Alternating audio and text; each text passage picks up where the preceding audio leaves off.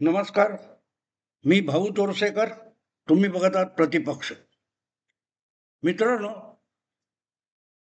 तुम्ही, मी किंवा आपल्या अनेक पिढ्यांनी एक बोधकथा ऐकलेली आहे, गमतीशीर आहे. माणूस जेव्हा आपल्या अस्तित्वाचा प्रश्न येतो, तेव्हा सगळ्यात पहिल्यांदा आपला जीव वाचवायला जातो. अशा गोष्टीची शिकवण देणारी ती गोष्ट आहे एका माकडीनीची, की एकदा पूर आला आणि त्याच्यामध्ये किंवा विहिरीत पडला, असं काय मला आता नेमकं आठवत नाही, पण त्याच्यात गोष्ट अशी की ती माकडी नसते, ती आपल्या पिल्लाला वाचवण्याचा आटोकाट प्रयत्न करते. त्या पुरात बुडून आपलं मूल बाळ मरेल म्हणून ती त्याला कडेवर घेते, मग खांद्यावर घेते, अगदी डोक्यावर घेते, आणि तरीही पुराचं पाणी चढत जातं. अशा वेळेला शेवटी आपल्या नाकातोंडात पाणी जाणार.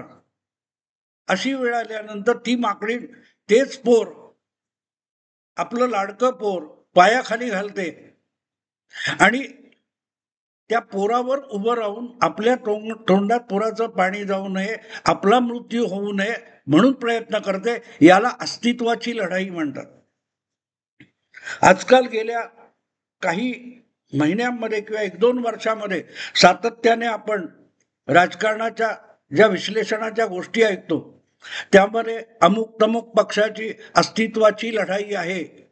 लोकसभा निवडणुकीत अजितदादा यांचा जो राष्ट्रवादी काँग्रेस पक्षाचा गट होता, त्याच्या अस्तित्वाची लढाई आहे असं सांगितलं गेलं.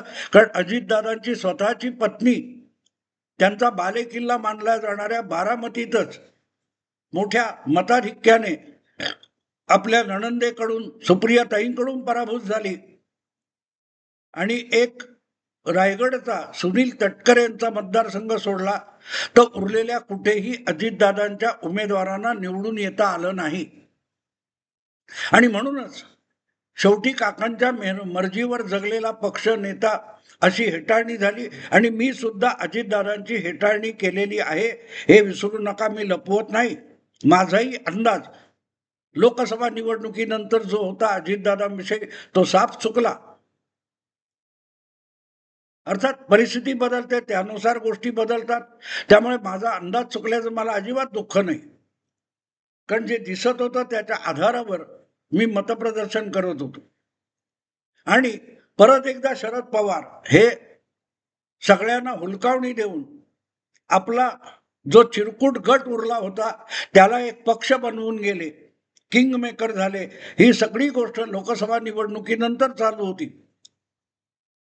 तीच गोष्ट उद्धव ठाकरेंच्या बाबतीत सांगता येईल.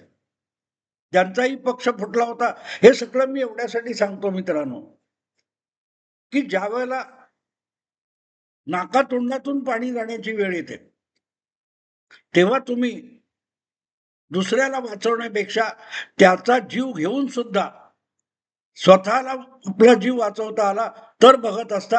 आणि तीच नेमकी गोष्ट आता हळूहळू करत काँग्रेस पक्षाच्या बाबतीत सुरू झालेली आहे. 2014 मध्ये काँग्रेस पक्षाचा अत्यंत दारुण पराभव लोकसभा निवडणुकीत झाला, जेव्हा राहुल गांधी त्याचं निर्णायक नेतृत्व करत होत्या. सोनिया गांधी नामधारी अध्यक्ष होत्या, पण सगळे निर्णय राहुल गांधी करत होते. 2014 आणि 2019 लागोपाठ काँग्रेस पक्षाचा दोनदा दारुण पराभव झाला. आधीच अनेक राज्यातून काँग्रेसपुरती मोडकळीस आलेली आहे. कुठेतरी चुटपुट या राज्यात त्या राज्यात अशा सत्तेवर येतात, सत्ता गमावतात. पण अनेक राज्य आहेत, तमिळनाडू, गुजरात वगैरे, अशी उत्तर प्रदेश, बिहार वगैरे, बंगाल, जिथे जवळजवळ 30-40 वर्ष काँग्रेसला परत सत्ता मिळवता आलेली नाही राज्यातली. आणि एक प्रकारे अशा दुर्बल झालेल्या काँग्रेसवर राहुल गांधींचं नेतृत्व हा एक प्रकारे प्राणघातक हल्ला होता. आणि तो कोणी बाहेरच्यांनी केला नाही, तो खुद्द सोनिया गांधींनी केला. तसं बघायला गेलं तर 1989च्या लोकसभा निवडणुकीमध्ये राजीव गांधींना पराभूत व्हावं लागलं.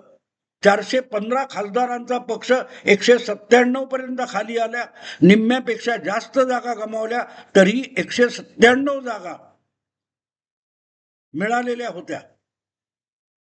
मग जेव्हा 1991ची मध्यावधी निवडणूक चालू होती तेव्हा आणखीन पराभव होण्याची शक्यता होती, पण ती निवडणूक अर्धवट झालेली असताना, अर्ध अधिक मतदान संपलं असताना राजीव गांधी यांची श्री पेरांबुदूर तामिळनाडू मध्ये घातपाती हत्या झाली आणि त्या सहानुभूतीने उरलेली जी निवडणूक होती त्याच्यामध्ये पलटी मारली गेली. मतदारांमध्ये सहानुभूतीची एक लाट आली किंवा आणली गेली आणि त्याचा फायदा घेऊन काँग्रेस 200 सव्वा 200 पर्यंत पोहोचली. पण त्यातून पंतप्रधानपदी आलेले नरसिंहराव यांचा तो करिश्मा नव्हता. थोडक्यात मुद्दा एकच आहे की इंदिरा गांधींच्या हत्येनंतर हळूहळू करत काँग्रेस खच्ची होत गेली. इंदिराजींच्या हत्येमुळे 84च्या निवडणुकीत काँग्रेसला जीवदान मिळालं आणि राजीव गांधींच्या परत घातपाती हत्येमुळे 91 साली परत काँग्रेस मरता मरता वाचली. म्हटलं तर राजीव गांधींनी आपले प्राण अर्पण करून काँग्रेसला जीवदान दिलं होतं आणि मग काँग्रेस संपल्यात जमा असंच म्हटलं जात होतं. कारण 1991 नंतर जी लोकसभेची पुढची निवडणूक आली 5 वर्षांनी, अल्पमताचं आणि भाजप विरोधाचं सरकार चालवत नरसिंहराव यांनी 5 वर्ष काढली. पण 5 वर्षानंतर भारतीय जनता पक्ष हा लोकसभेतला सर्वात मोठा पक्ष बनला.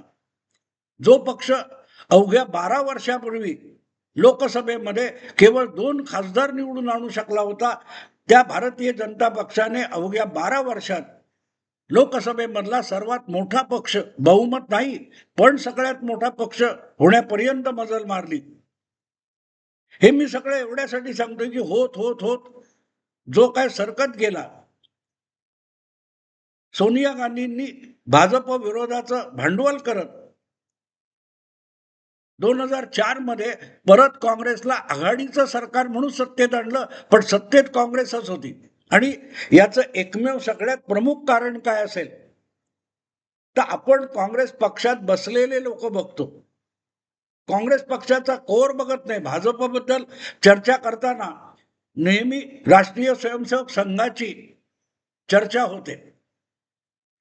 राष्ट्रीय स्वयंसेवक संघाचं एक संघटना आहे, केडर आहे, त्याचा फायदा भाजपला मिळतो, ही चर्चा होते.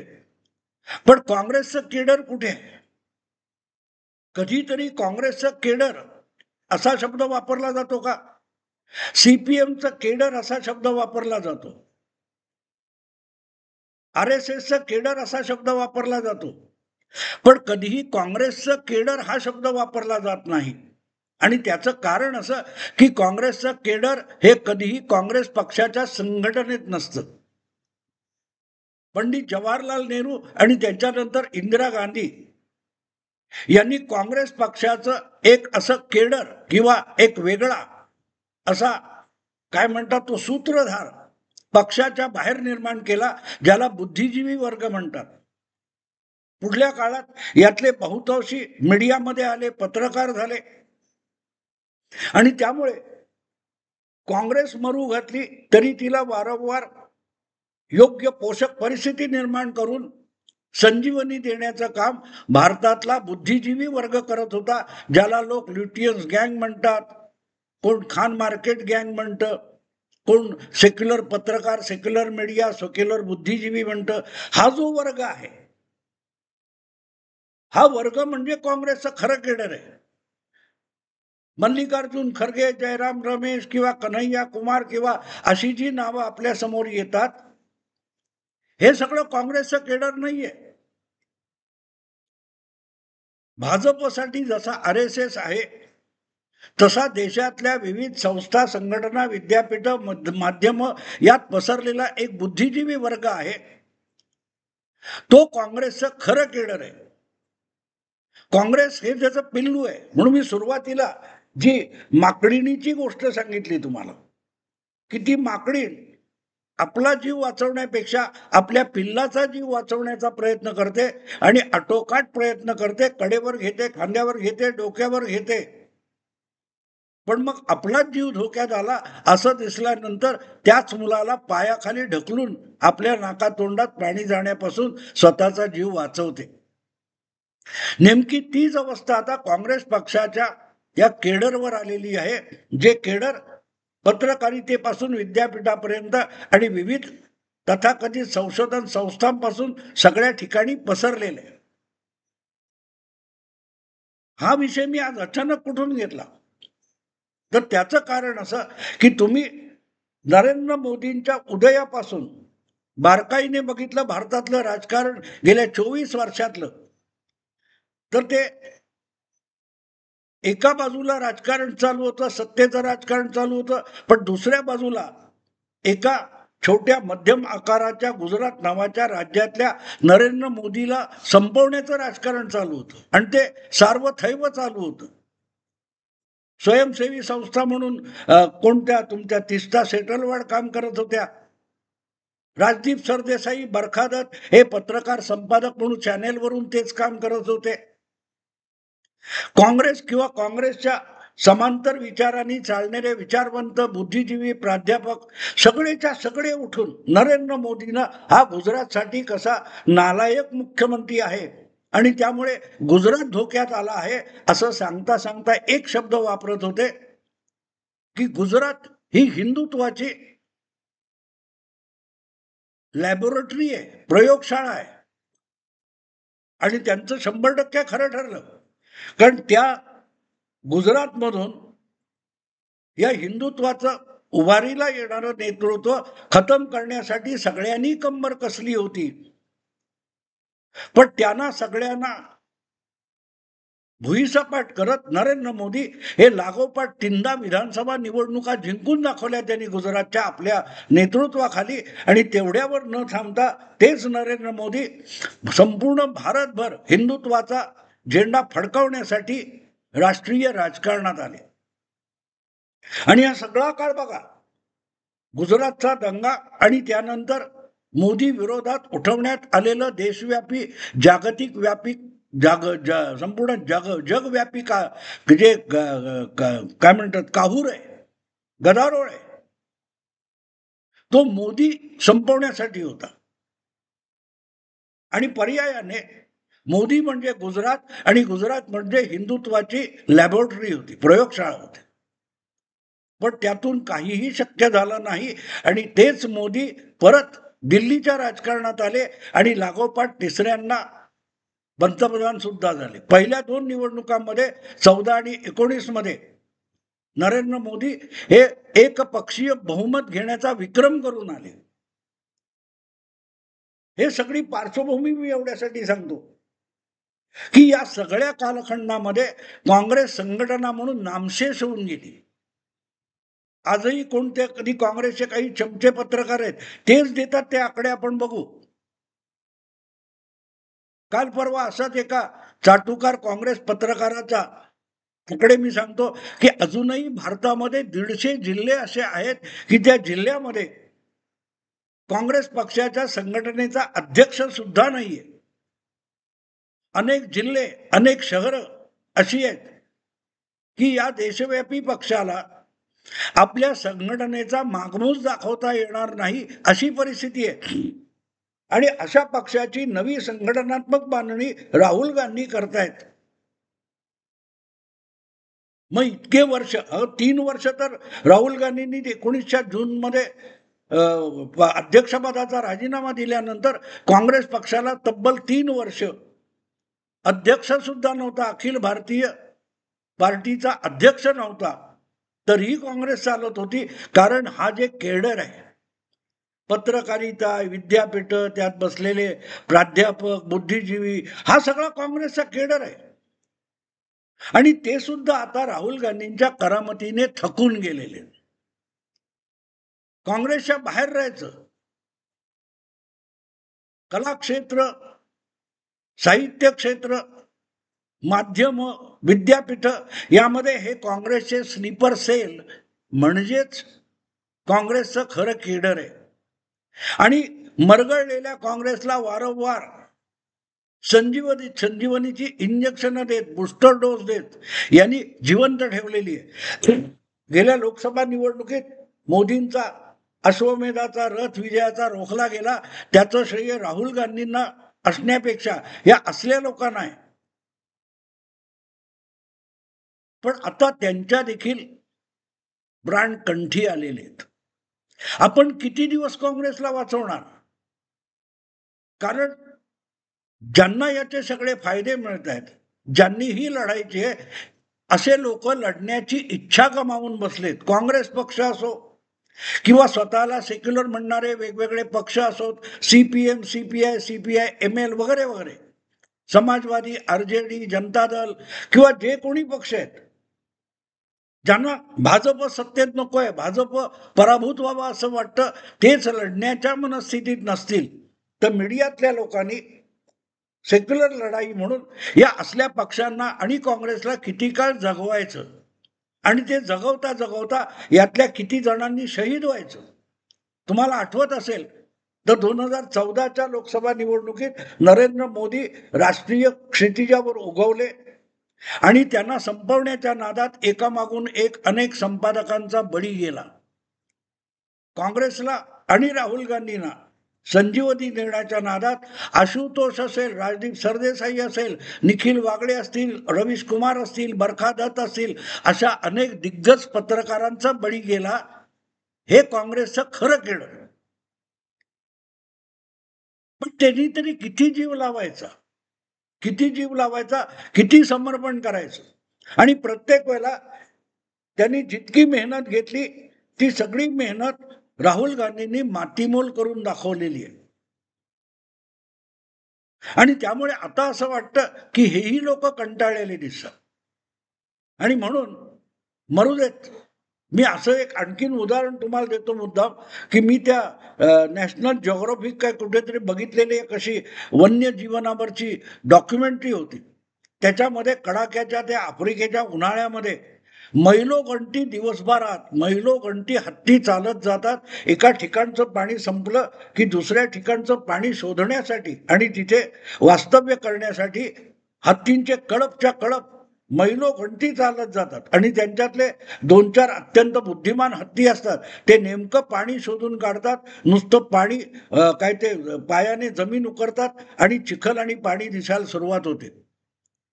तर अशापैकी एका डॉक्युमेंटरीमध्ये त्यांनी असं दाखवलं होतं की एका हत्तीणीचं पिल्लू, छोटंसं पिल्लू, त्याला चालायला जमत नाही, ते थकतं, पडायला लागतं, तहानेने व्याकुळ होतं.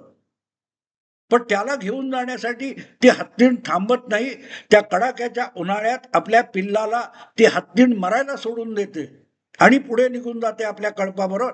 त्याचा खुलासा करताना ते जे निवेदन होतं त्याच्यात त्या निवेदकाने सांगितलं, हत्तीण असा विचार करते की हे पिल्लू या सगळ्या प्रतिकूल परिस्थितीतून कदाचित जगणार नाही, पण त्याला जगवण्याच्या नादात आपणही मरून जाऊ. तेव्हा आपण जगलो तर आणखीन एक नवीन हत्तीचं पिल्लू आपण जन्माला घालू शकतो. आपण हत्ती आहोत, आपण आणखीन एक पिल्लू जन्माला घालू. पण हे पिल्लू वाचवता वाचवता आपण मेलो तर तेही मरणार, आपणही मरणार आणि आपला वंश संपून जाईल. ही जी सर्व्हायवल इन्स्टिंक्ट आहे ती मला असं वाटतं की हळूहळू करत सगळ्या सेक्युलर पत्रकारांमध्ये हळूहळू ती इन्स्टिंक्ट जागृत व्हायला लागली आहे.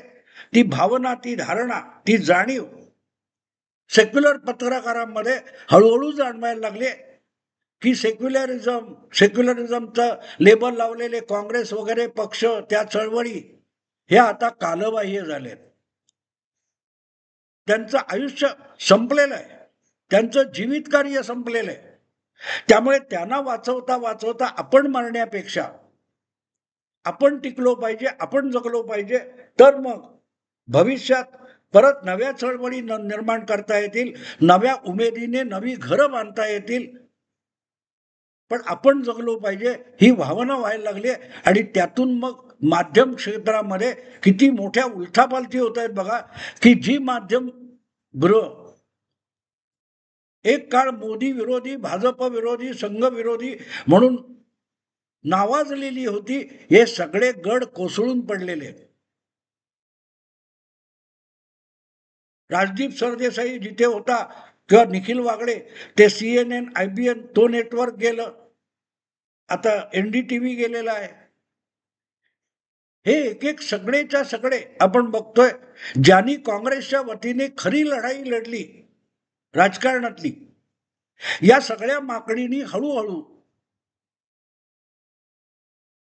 आपलं काँग्रेस नावाचं पिल्लू, आपलं सेक्युलरिझमचं पिल्लू पायाखाली घालून आपल्या नौकातोंडात पाणी जाऊ नये म्हणून बचावाला सिद्ध झालेत. आणि याचा सगळ्यात मोठा पुरावा म्हणजे इंडिया टुडे हे जे नेटवर्क आहे त्याचे 3 ते 4 दांडगे लोकप्रिय मानले जाणारे काय ते संपादक चेहरे सुधीर चौधरी, कंवल, राहुल कंवल, शिव अरूर यांनी इंडिया टुडे आज तकला टाटा बाय बाय केलेलं आहे.